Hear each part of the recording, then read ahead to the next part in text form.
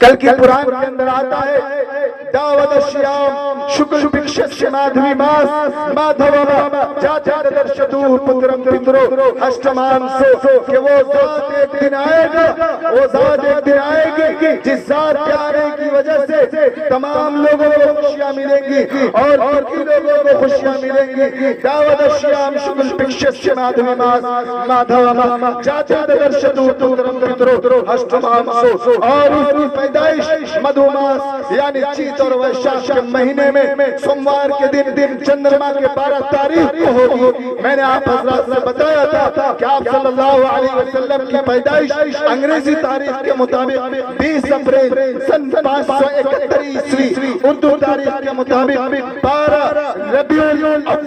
12 ربیع الاول یعنی چاند کی تاریخ کے حساب سے یہ 12ویں تاریخ ہے اور اسی کا تذکرہ اس منتر کے اندر آیا ہے۔ دعوت الشیام شکل بکشش مادھوی ماس مادھوما جاتے درشدو پترم پترو ہشتمان سو کہ اس دھرتی پر وہ آخری نبی آئے گا جس کے آنے کی وجہ سے دکھی لوگوں کو خوشیاں ملیں گی اور اس کی پیدائش مدھوماس یعنی چیت اور ویشاخ کے مہینے میں سوموار کے دن 12 تاریخ کو صبح کے وقت ہوگی۔ چنانچہ آپ صلی اللہ علیہ وسلم کی پیدائش صبح کے وقت ہوگی اور اس منتر کے اندر کہا گیا کہ آپ کی پیدائش سے دکھی لوگوں کو خوشیاں ملیں گی۔ تو آپ دیکھیں کہ آپ صلی اللہ علیہ وسلم کے پیدا ہونے کی وجہ سے کتنے غمگسار لوگ تھے، کتنے دکھوں کے مارو لوگ تھے۔ اللہ رب العزت نے آپ صلی اللہ علیہ وسلم کی وجہ سے انہیں خوشیاں عطا فرمائی۔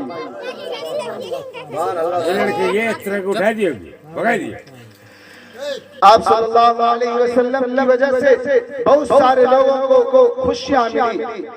میرے بھائی آپ صلی اللہ علیہ وسلم کے آنے سے پہلے اس دنیا کے اندر عورتوں کا کیا مقام تھا؟ عورتوں کو کون سا درجہ دیا جاتا تھا؟ آپ صلی اللہ علیہ وسلم کے آنے سے پہلے اس دنیا کے اندر عورتوں کو باعث ذلت سمجھا جاتا تھا، عورتوں کو منحوس سمجھا جاتا تھا، عورتوں کے پیدا ہونے سے پہلے ہی انہیں زندہ زمین میں دفن کر دیا جاتا تھا۔ آپ صلی اللہ علیہ وسلم اس دنیا میں تشریف لائے اور آپ نے عورتوں کا حق ادا کیا۔ حضرت ابن عباس رضی اللہ تعالیٰ عنہ سے مروی ہے، وہ فرماتے ہیں کہ ایک مرتبہ ایک صحابی رضی اللہ تعالیٰ عنہ آپ صلی اللہ علیہ وسلم کے پاس تشریف لائے اور انہوں نے عرض کیا کہ یا رسول اللہ میں نے زمانہ جاہلیت کے اندر ایک بہت بڑا گناہ کیا ہے۔ آپ صلی اللہ علیہ وسلم نے فرمایا کہ وہ گناہ کیا تھا؟ تو انہوں نے کہا کہ میں نے بہت بڑا گناہ کیا۔ آپ نے پھر فرمایا یار بتا تو صحیح وہ گناہ کیا تھا؟ کیا تو نے زنا کیا؟ کیا تو نے کفر کیا؟ کیا تو نے چوری کر لی یا تم نے ڈاکہ ڈالا یا کسی کے اوپر ظلم کیا؟ وہ کہتا ہے نہیں بلکہ اس سے بھی بڑا گناہ ہے۔ اور وہ گناہ کیا ہے؟ آپ صلی اللہ علیہ وسلم پوچھ رہے تھے، آخر میں وہ صحابی عرض کرتے ہیں کہ وہ گناہ یہ تھا کہ آپ کی پیدائش سے پہلے، آپ کے مبعوث ہونے سے پہلے، آپ کے اس دنیا میں آنے سے پہلے ہم لوگ اپنی بیٹیوں کو باعث ذلت سمجھا کرتے تھے اور انہیں باعث مسرت نہیں سمجھتے تھے، لیکن آپ نے آ کر بتایا کہ وہ بیٹیاں باعث ذلت نہیں ہے بلکہ وہ بیٹیاں باعث مسرت ہے۔ آپ کے آنے سے پہلے میرے گھر ایک بچی پیدا ہوئی تھی اور میں نے اس وقت کا جو زمانہ تھا، اس وقت جس کے گھر میں بیٹی پیدا ہو جاتی تھی لوگ ان کا مذاق اڑاتے تھے۔ جب وہ چوک چوراہے پہ جاتے تھے تو لوگ ان کا مذاق اڑاتے تھے کہ آج تو تمہارے گھر بیٹی پیدا ہوئی ہے، تو شرم سے ان کا سر جھک جاتا تھا۔ اے یا رسول اللہ اس وقت میرے گھر میں ایک بیٹی پیدا ہوئی تھی، مجھے جب معلوم ہوا تو میں نے ارادہ کر لیا کہ اپنی اس بچی کو، اپنی اس بیٹی کو زندہ زمین میں دفن کریں گے۔ چنانچہ ہم جب گھر گئے اور ہم نے پتہ کیا کہ میں اپنی بیوی سے کہ میری بیوی وہ بچی کہاں ہے جو تم سے آج پیدا ہوئی ہے؟ وہ عورت کہنے لگتی ہے، یعنی کہ صحابی کی بیوی کہنے لگتی ہے کہ وہ بچی تو پیدا ہوتے ہی مر گئی، وہ بچی زندہ کہاں رہی؟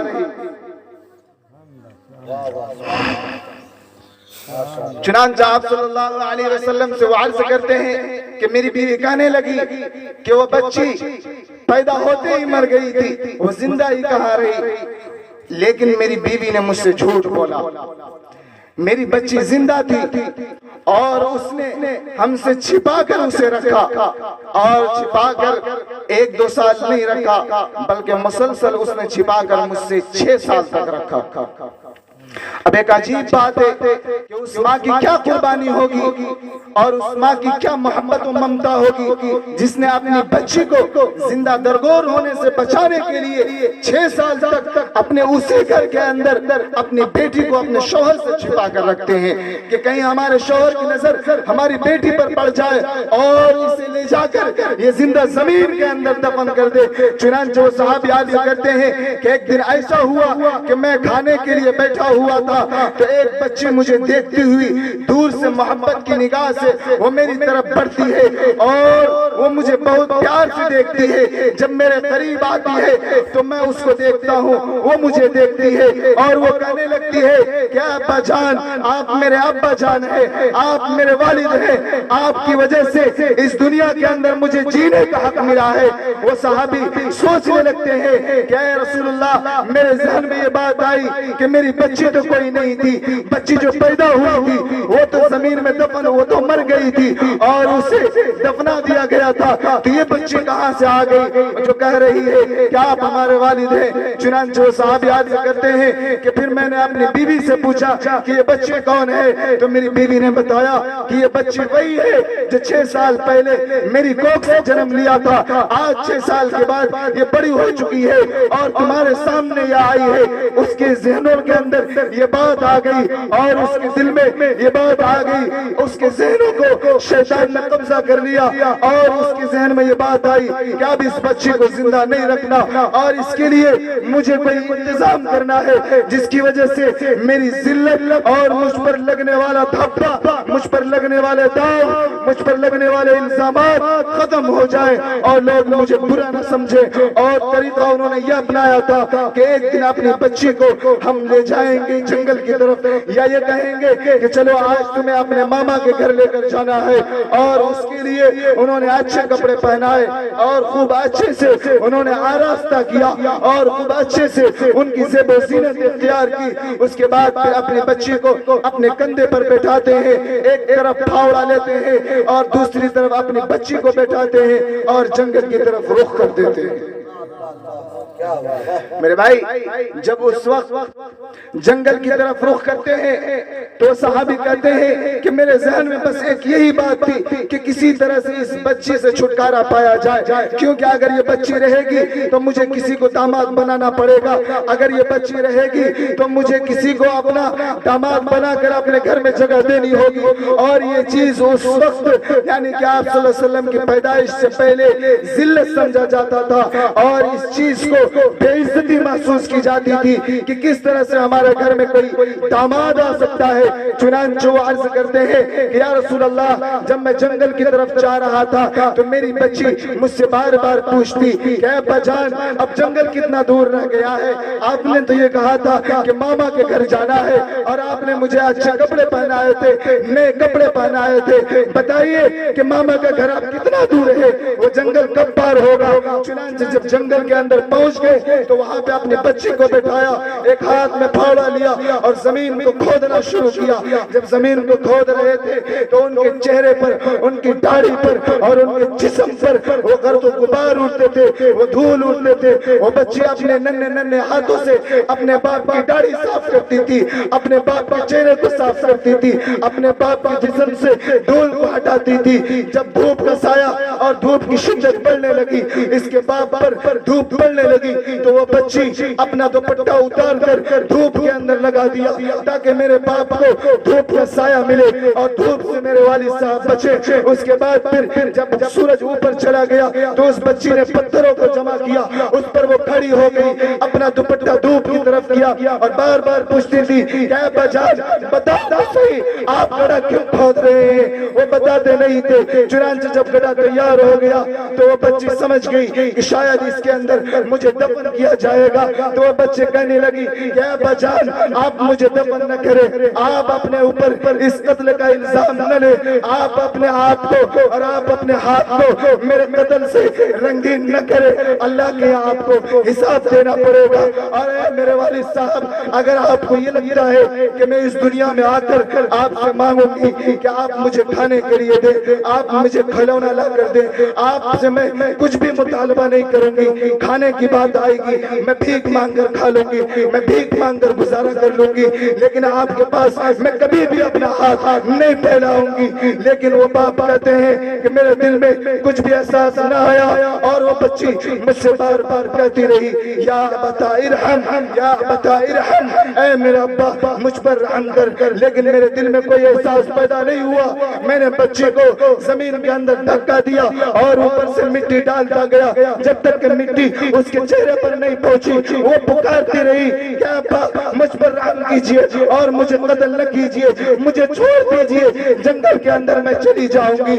اور جنگل کے اندر میں رہ کر گزارا کر لوں گی, بھیک مانگ کر گزارا کر لوں گی, جنگل کے پتے کھا کر گزارا کر لوں گی, لیکن آپ کے پاس میں کبھی نہیں آؤں گی, آپ کے سامنے میں کبھی ہاتھ نہیں پھیلاؤں گی. میرے بھائیوں, وہ صحابی رو رہے ہیں, آپ صلی اللہ علیہ وسلم بھی رو رہے ہیں, صحابہ کرام رضی اللہ تعالی عنہم بھی رو رہے ہیں. اس کے بعد صحابی عرض کرتے ہیں کہ یا رسول اللہ میں نے اس بچے کو دفن کر دیا, وہ تارے پانی سے اس کی روح پرواز کر گئی, بتائیے میرا گناہ معاف ہوگا یا نہیں ہوگا؟ آپ صلی اللہ علیہ وسلم رو رہے ہیں. آپ نے فرمایا کہ تو نے گناہ بہت بڑا کیا ہے, لیکن یاد رکھو کہ اللہ بڑا غفور الرحیم ہے. اسلام لانے کے بعد سارے گناہ معاف ہو جاتے ہیں, اور گناہ کی معافی کی وجہ صرف اسلام بنتا ہے. تم چونکہ مسلمان ہو گئے ہو, اس وجہ سے اللہ رب العزت تمہارے تمام گناہ کو معاف فرما دے گا. میری ماں بہنوں, آج سنو کہ ہماری ماں و بہنوں کا کیا مقام تھا, کیا مرتبہ تھا, کیا رتبہ تھا.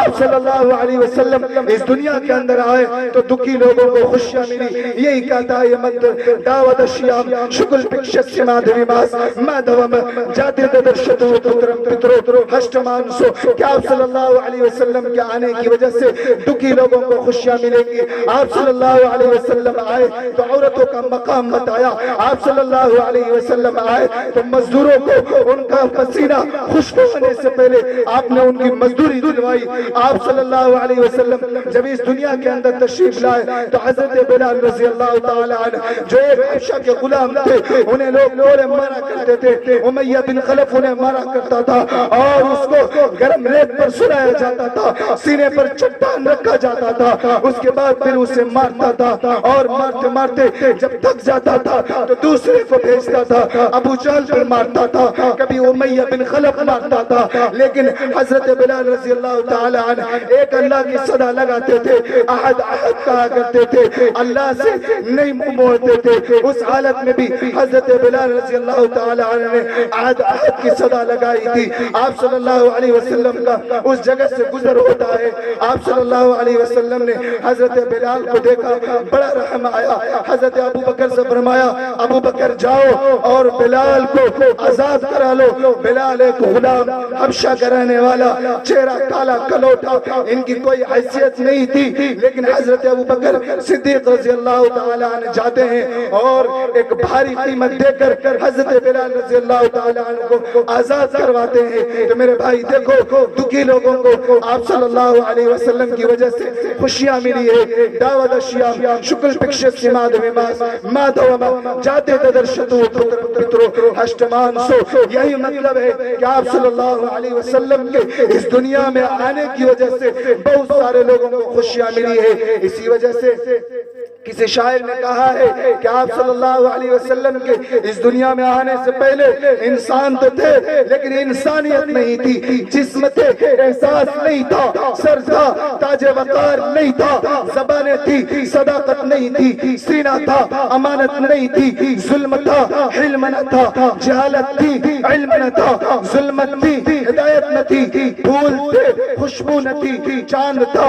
چاندنی نہ تھی، رہزن تھے، رہبر نہ تھے، بے بس تھے، چارہ گر نہ تھے، عدالتیں تھی، عدل نہ تھا، منصف تھے، انصاف نہ تھا، کعبہ تھا، سجدہ نہ تھا، مسجود تھا، ساجد نہ تھے، معبود تھا، عابد نہ تھے، ابو بکر تھے، صدیق نہ تھے، عمر تھے، فاروق اعظم نہ تھے، عثمان تھے، ذی النورین نہ تھے، علی تھے، حیدر کرار نہ تھے، عبد الرحمن بن عوف تھے، عشر مبشرہ میں سے نہ تھے، امیر معاویہ تھے، کاتب وحی نہ تھے، ابن عباس تھے، مفسر قرآن نہ تھے، ابن مسعود تھے، محدث اعظم نہ تھے، ابو ہریرہ تھے، حافظ الحدیث نہ تھے، حمزہ تھے، سید الشہداء نہ تھے، حنظلہ تھے، غسیل الملائکہ نہ تھے، بلال تھے، لیکن مؤذن رسول نہ تھے۔ یا آپ صلی اللہ نعرہ تکبیر، نعرہ تکبیر، عظمت مصطفیٰ، عظمت مصطفیٰ، حضرت العلامہ حضرت علامہ و مولانا مفتی ارشد صاحب چترویدی، نعرہ تکبیر۔ بہت ماشاءاللہ، سبحان اللہ۔ بھائیو میک نے میرا ساتھ نہیں دیا، اس وجہ سے آواز کچھ ڈاؤن ہو گئی ہے، ورنہ 1.5 گھنٹہ تو آرام سے چل جاتی ہے آواز۔ بہرحال اسی طرح سے سننے کی کوشش کریں، اگر آپ لوگ تھک گئے ہو تو کوئی بات نہیں ہے۔ نہیں، آپ جتنا دیر کر سکتے ہیں۔ اچھا اچھا، ہم لوگ وہی تو میرے بھائیو اور میری پردہ نشین ماں اور بہنوں، آپ صلی اللہ علیہ وسلم جب اس دنیا کے اندر تشریف لائے تو آپ نے کتنی ساری عورتوں کو ان کا مقام اور مرتبہ بتایا، اور مقام و مرتبہ بتانے کے بعد فرمایا کہ دیکھو تمہارا مقام پہلے یہ تھا کہ تم زمانہ جاہلیت کے اندر بے پردہ ہو کر گھوما کرتے تھے، لوگ تمہاری عزت نہیں کیا کرتے تھے، تم زمانہ جاہلیت کے اندر بے آبرو تھی، تمہاری کوئی حیثیت نہیں تھی، زمانہ جاہلیت کے اندر تمہاری کوئی عزت نہیں تھی، آ کر کے آپ صلی اللہ علیہ وسلم نے عزت دلائی۔ میرے بھائی ایک بات میں آپ سے پوچھوں کہ عزت کس چیز کی ہوتی ہے؟ آپ کے پاس ایک چپل ہے اور ایک سونے کا ٹکڑا ہو، بتائیے آپ کس کو انواری میں بند کر کے رکھیں گے، سونے کے ٹکڑے کو یا اس چپل کو جو آپ پیروں میں پہنا کرتے ہیں؟ یقیناً جواب یہی ہوگا کہ سونے کے ٹکڑے کو ہی ہم انواریوں میں بند کر کے رکھا کرتے ہیں۔ سب سے پہلے تو گھر کا دروازہ ہوتا ہے کہ گھر کے دروازے کے اندر، اور گھر کے دروازے کے اندر انواری، انواری کے اندر بھی ایک خانہ ہوتا ہے اور سب کی چابیاں لگائی جاتی ہے۔ کیوں؟ اس لیے کہ سونا بڑا قیمتی چیز ہے، اسے ہم باہر نہیں رکھ سکتے۔ آپ صلی اللہ علیہ وسلم نے فرمایا کہ دیکھو عورت بڑی قیمتی چیز ہے، یہ پردے میں رہنے کی چیز ہے، یہ باہر گھومنے کی چیز نہیں ہے۔ اذا پشیشرمو پرے سنترام پادکر حرمات کاشیل کر درشن نشدھی برہما بیوہیتا۔ قرآن کہتا ہے وَلَا تَبَرَّجْنَ تَبَرُّجَ الْجَاهِلِيَّةِ الْأُولَى وَأَقِمْنَ الصَّلَاةَ وَآتِينَ الزَّكَاةَ وَأَطِعْنَ اللَّهَ وَرَسُولَهُ۔ دوسری جگہ کے اندر قرآن کہتا ہے قُلْ لِلْمُؤْمِنَاتِ يَغْضُضْنَ مِنْ أَبْصَارِهِنَّ وَيَحْفَظْنَ فُرُوجَهُنَّ وَلَا يُبْدِينَ زِينَتَهُنَّ إِلَّا لِبُعُولَتِهِنَّ إِلَّا مَا ظَهَرَ مِنْهَا۔ میرے بھائیو قرآن کے اندر بھی حکم آیا کہ پردہ کرو، اپنی نگاہوں کو نیچی رکھو، اپنے فرجوں کی حفاظت کرو، اپنے شرمگاہوں کی حفاظت کرو۔ وَلَا تَبَرَّجْنَ تَبَرُّجَ الْجَاهِلِيَّةِ، زمانہ جاہلیت کی طرح اپنے گھروں سے نہ نکلا کرو بلکہ تم پردے کے اندر رہا کرو۔ وَأَقِمْنَ الصَّلَاةَ، نماز قائم کرو، وَأَقِمْنَ الصَّلَاةَ وَآتِينَ الزَّكَاةَ، زکوٰۃ ادا کرو، وَأَطِعْنَ اللَّهَ وَرَسُولَهُ، اللہ اور اس کے رسول کی فرمودات پر عمل کرو، ان کی باتیں مانو، ان کی اطاعت کرو، کیونکہ یہ قرآن کا حکم ہے۔ میں اپنے ہندو بھائیوں تک بھی یہ آواز پہنچانا چاہتا ہوں کہ آج دنیا کے اندر جتنی بے حیائی دکھ رہی ہے، جتنی یہ بے نمایاں عورتیں دکھ رہی ہے، بے پردہ گھومنے والی عورتیں دکھ رہی ہے، سر کے بال کھول کر اپنے سینے سے دوپٹے کو ہٹا کر بے حیا اور بے شرموں کی طرح جو عورتیں پوری دنیا کے اندر چکر لگا رہی ہے، اگر ہر شخص اپنے دھرم کے مطابق عمل کرے گا تو دنیا سے بے حیائی ختم ہو جائے گی، کیونکہ ہمارے ہندو بھائیوں کی کتابوں کے اندر خود موجود ہے اِذَا پَشْيَسْرَمُو پرے سنترام پادکا ورما کاشیل کر درشن نشدھی برہما بیوہیتا کہ عورتوں तुम अपनी निगाहों को नीची रखो और तुम अपने सामने और तुम मर्दों के सामने न जाया करो। जब तुम घर से बाहर निकलो तो अपनी पिंडली को छिपा लिया करो, यानी कि पिंडली भी जाहिर न किया करो। मेरे हिंदू भाइयों की किताब के अंदर यह हुक्म आया और कुरान तमाम मोमिनीन को, तमाम मोमिनात को अपनी शर्मगाह की हिफाजत करने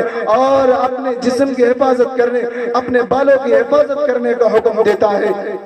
मैं आप हज़रात को एक वाक़या सुनाता हूँ कि एक जगह गिलगित नाम का एक जगह है, गिलगित नाम का एक जगह है। उस जगह बताया गया कि एक औरत का इंतकाल हो गया, एक औरत दुनिया से चली गई, उसका इंतकाल हो गया। इंतकाल होने के बाद जब उसे कब्र के अंदर रखा गया था तो बहुत दिनों के बाद जब लोग वहां से गुजर रहे थे तो उस कब्र से किसी आदमी की आवाज उसे सुनाई दी।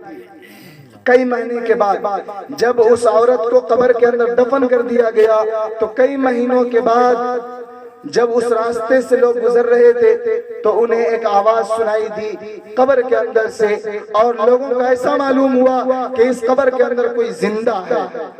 चुनांच लोगों ने अपने इमाम साहब से मसला पूछा कि अगर कोई शख्स कब्र के अंदर जिंदा हो तो क्या हम उसे बाहर निकाल सकते हैं? इमाम साहब ने बताया कि अगर तुम्हें यकीन हो कि वो जिंदा है तो तुम उसे निकाल सकते हो।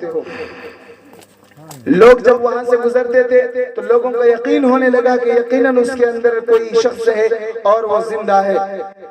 तो लोगों ने ये इरादा किया कि उस कब्र को हटाकर देखा जाए कि उसके अंदर कौन है। चुनांचे कब्र खोली गई और देखा तो एक औरत है जिसके बदन पे कोई कपड़ा नहीं। तो उसने कहा कि मेरे करीब कोई मत आना, पहले मेरे घर जाओ, मेरे घर जा करके कपड़े लाओ और कपड़े मैं अपने बदन पे लूंगी, उसके बाद फिर बातें होंगी। चुनांचे उनके घर गए लोग और उनके घर से उनका कपड़ा लाया। उन्होंने अपना पता बताया कि हम फला घर की औरत है, फला घर फला जगह मेरा घर है। लोग उनके घर गए, कपड़े लाए और कब्र के अंदर फेंक दिया। उस औरत ने कपड़े को लपेटा और लपेटने के बाद अपने घर दौड़ती हुई चली गई और वहां जाकर के अपने घर का दरवाजा बंद कर लिया। लोग जब कब्रिस्तान से आए तो उससे पूछा कि दरवाजे को खोलो, हम तुमसे कुछ सवालात करना चाहते हैं। दरवाजे खोलो, हम तुमसे पूछना चाहते हैं कि तुम तो बहुत दिन पहले मर चुकी थी, तो तुम जिंदा कैसे हो गई और कब्र के अंदर तुम जिंदा कैसी थी?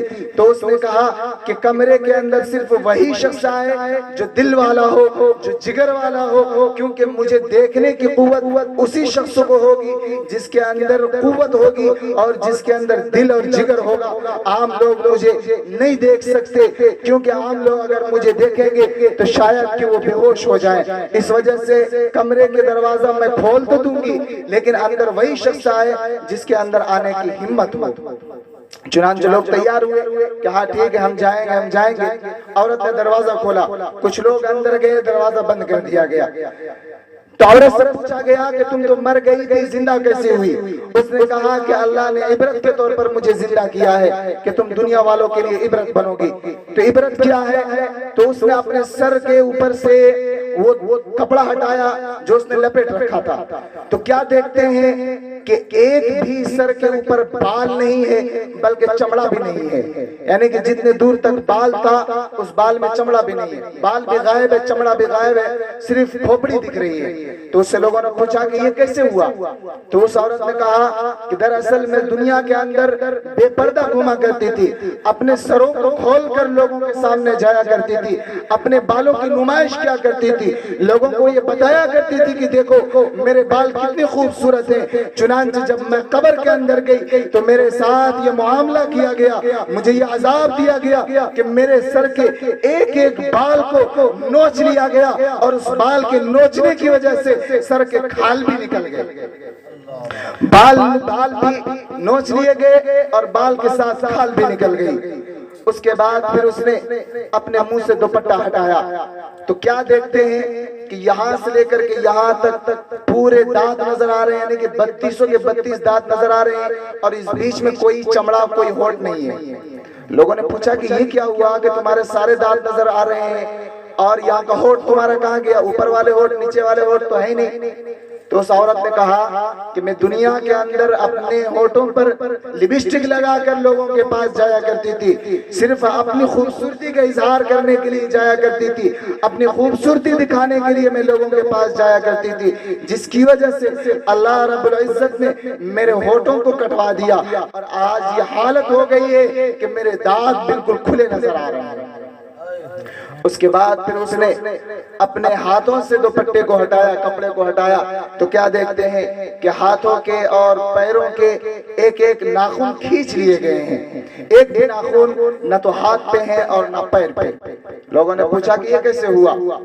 تو وہ کہنے لگی کہ دراصل میں دنیا کے اندر اپنے ناخنوں میں ناخن پالش لگایا کرتی تھی، جب قبر کے اندر گئی تو میرے ساتھ معاملہ ہی کیا گیا کہ میرے ایک ایک ناخن کھینچ لیے گئے، جس کی وجہ سے میرے تمام ناخن غائب ہو گئے ہیں۔ یہ کہنا تھا۔ اس کے بعد پھر وہ عورت پھر سے مر گئی اور لوگوں نے اسے دوبارہ جا کر کے دفنا دیا۔ میری ماں اور بہنوں، ذرا غور کرو کہ اس دنیا کے اندر ہم زندگی جی رہے ہیں، ہمیں پتہ نہیں چلتا کہ ہمیں قیامت بھی جانا ہے اور اللہ کے سامنے بھی ہمیں کھڑا ہونا ہے، اللہ کے سامنے ہمیں حساب بھی دینا ہے۔ اللہ ہم سے پوچھے گا کہ ہم نے نبی کو بھیجا تھا، نبی کے ذریعے تمہارا مرتبہ بلند کروایا تھا، ہم نے قرآن بھیجا تھا، قرآن کے اندر ہم نے تمہارا ذکر کیا تھا۔ اگر میرے ہندو بھائیوں کا عقیدہ یہ ہے کہ وید آدھی گرنتھ ہے اور یہ آسمان سے کتابیں اتری ہے، تو وہ یہ سوچیں کہ ادھا پشیسومو پرے سنترام پادکو ہرمات کاشیل کردر شندشدی برہما بیویتا، ان کے وید کے اندر موجود ہے۔ اگر وہ ان کو آسمانی کتاب اور اپنا گرنتھ مانتے ہیں اور اسے اپنا شاستر مانتے ہیں، تو پھر ان کتابوں کے مطابق عمل کرے اور اپنی عورتوں کو بے پردہ باہر بے حیائی کے ساتھ گھومنے سے روکے۔ اگر یہ رک جائے گا تو دنیا سے، بلکہ پورے ہندوستان سے نہیں، پوری دنیا سے بے حیائی کا خاتمہ ہوگا، پوری دنیا سے زنا کا خاتمہ ہوگا، پوری دنیا سے لڑکیاں بھاگ جاتی ہیں، لڑکے لے کر بھاگ جاتے ہیں۔ ارے ذرا سوچو تو صحیح کہ جس ماں باپ نے بچپن سے تمہیں پالا ہے، جس ماں باپ نے تمہیں محبت و ممتا سے پالا ہے، تم نے ان کی 18 20 سال اور 25 سال کی محبت کو نظر انداز کر کے 2 دن کے فریبی محبت کے لیے، بے وفا محبت کے لیے تم اپنے ماں باپ کو چھوڑ بھاگ جاتے ہو۔ ہمارے حضور نے یہی تعلیم دی تھی